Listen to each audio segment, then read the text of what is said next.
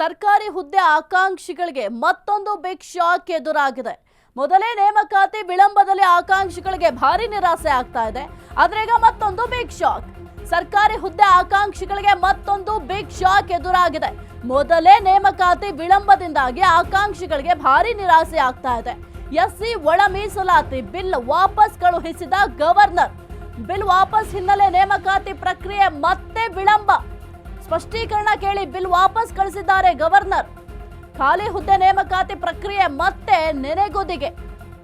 ಇನ್ನು ರಾಜ್ಯದಲ್ಲಿ 2,73,000 ಸರ್ಕಾರಿ ಹುದ್ದೆಗಳು ಖಾಲಿ ಇದೆ. ಇನ್ನು ಮಸೂದೆ ವಾಪಸ್ ಹಿನ್ನೆಲೆ ನೇಮಕಾತಿ ಮೇಲೆ ಕರಿನೆರಳು. ನೇಮಕಾತಿ ಖುಷಿಯಲ್ಲಿದ್ದವರಿಗೆ ಈಗ ಸಂಕ್ರಾಂತಿಯಲ್ಲಿ ಕಹಿ ಸುದ್ದಿ ಸಿಕ್ಕಿದೆ.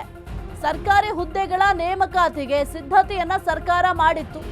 ಬಿಲ್ ವಾಪಸ್ ಹಿನ್ನೆಲೆ ಉದ್ಯೋಗಾಕಾಂಕ್ಷಿಗಳಲ್ಲಿ ಈಗ ನಿರಾಸೆ ಮೂಡಿದೆ.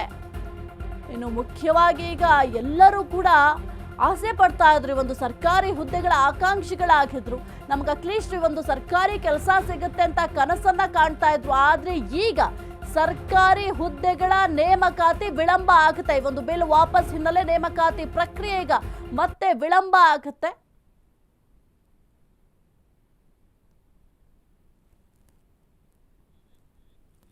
ಎಸ್ ಕುರಿತು ಹೆಚ್ಚಿನ ಮಾಹಿತಿ ನೀಡ್ತಾರೆ ನಮ್ಮ ಪ್ರತಿನಿಧಿ ವಿವೇಕ್. Very good morning. ಸದ್ಯಕ್ಕೆ ಬಹಳ ಆಕಾಂಕ್ಷಿಗಳಿದ್ರು ಈ ಒಂದು ಸರ್ಕಾರಿ ಹುದ್ದೆಗಾಗಿ. ಆದ್ರೆ ಈಗ ಈ ಸರ್ಕಾರಿ ಹುದ್ದೆಯ ಆಕಾಂಕ್ಷಿಗಳಿಗೆ ಈಗ ಒಂದು ದೊಡ್ಡ ಶಾಕ್ ಎದುರಾಗಿದೆ. ಇನ್ನು ಮುಂದೆ ಈಗ ಸ್ವಲ್ಪ ನೇಮಕಾತಿ ಪ್ರಕ್ರಿಯೆ ಕೂಡ ವಿಳಂಬ ಆಗುತ್ತೆ. ಏನೆಲ್ಲ ಅಪ್ಡೇಟ್ಸ್ ಇದೆ ಒಂದು ವಿಚಾರಕ್ಕೆ ಸಂಬಂಧಪಟ್ಟಂತೆ ವಿವೇಕ್?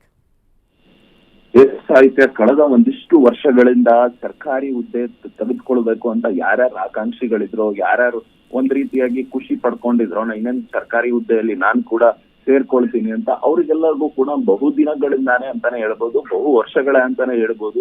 ಆಗಾಗ ಒಂದಿಷ್ಟು ನಿರಾಸೆ ಆಗುವಂತ ವಿಚಾರಗಳು ಬೆಳಕಿಗೆ ಬರ್ತಾ ಇದೆ. ಅದರಲ್ಲೂ ಕೂಡ ಪ್ರಮುಖವಾಗಿ ಈಗ ಮತ್ತೆ ಎಸ್ಸಿ ಒಳ ಮೀಸಲಾತಿ ಬಿಲ್ ಮೊನ್ನೆ ಅಷ್ಟೇ ಅಧಿವೇಶನದಲ್ಲಿ ಕೂಡ ಪಾಸ್ ಮಾಡ್ಕೊಂಡಿದ್ರು. ಆ ಬಿಲ್ ಅನ್ನ ರಾಜ್ಯಪಾಲರ ಅಂಗಳಕ್ಕೆ ಕೂಡ ಕಳಿಸಲಾಗಿತ್ತು. ಆದ್ರೆ ರಾಜ್ಯಪಾಲರು ಒಂದಿಷ್ಟು ವಿಚಾರಗಳ ಪೈಕಿ ಆ ಬಿಲ್ ಅನ್ನ ವಾಪಸ್ ಕಳಿಸಿದರೆ ಅದರ ನಿಟ್ಟಿನಲ್ಲಿ ಮತ್ತೆ ಒಂದಿಷ್ಟು ದಿನಗಳ ಪೈಕಿ ವಿಳಂಬ ಆಗುವಂತ ಸಾಧ್ಯತೆಗಳಿದೆ. ಈಗಾಗಲೇ ರಾಜ್ಯಾದ್ಯಂತ ಸುಮಾರು 2.5 ಲಕ್ಷಕ್ಕೂ ಹೆಚ್ಚು ಸರ್ಕಾರಿ ಹುದ್ದೆಗಳು ಖಾಲಿ ಇದೆ ಅಂತಾನೆ ಹೇಳ್ಬೋದು. ಇದರಲ್ಲೂ ಕೂಡ ಒಂದಿಷ್ಟು ಹುದ್ದೆಗಳು KS ಹುದ್ದೆ ಆಗಿರ್ಬೋದು, PSI ಹುದ್ದೆಗಳಾಗಿರ್ಬೋದು, ಇದಕ್ಕೆಲ್ಲದಕ್ಕೂ ಕೂಡ ಎಕ್ಸಾಮ್ಗಳಾಗಿ ಬಹುದಿನಗಳು ಆಗ್ತಾ ಇದೆ. ಜೊತೆಗೆ KS ಎಕ್ಸಾಮ್ ಕೂಡ ಆಗಿತ್ತು, ಮತ್ತೆ ಮರುಪರೀಕ್ಷೆ ಮಾಡಿದ್ರು, ಅದರಲ್ಲೂ ಕೂಡ ಗೊಂದಲ ಇದೆ ಅಂತ strike ಗಳಾಯ್ತು.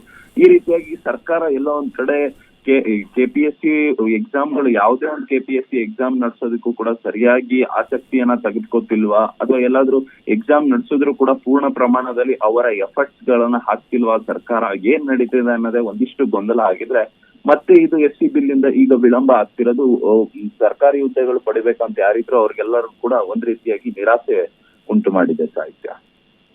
Okay, thank you Vivek ನಿಮ್ಮೆಲ್ಲ ಮಾಹಿತಿಗಾಗಿ.